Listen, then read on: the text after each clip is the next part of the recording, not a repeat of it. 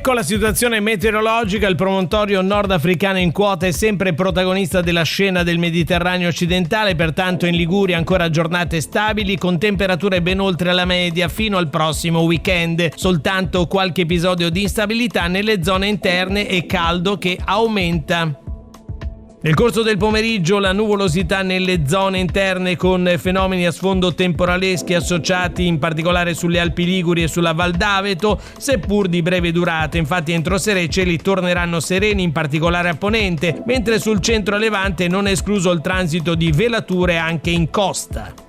Venti moderati dai quadranti settentrionali con mare quasi calmo poco mosso, le temperature massime in leggero aumento sui settori costieri, stazionari altrove. Oggi i valori sulla costa e sui fondovalle potranno anche essere superiori ai 35 gradi.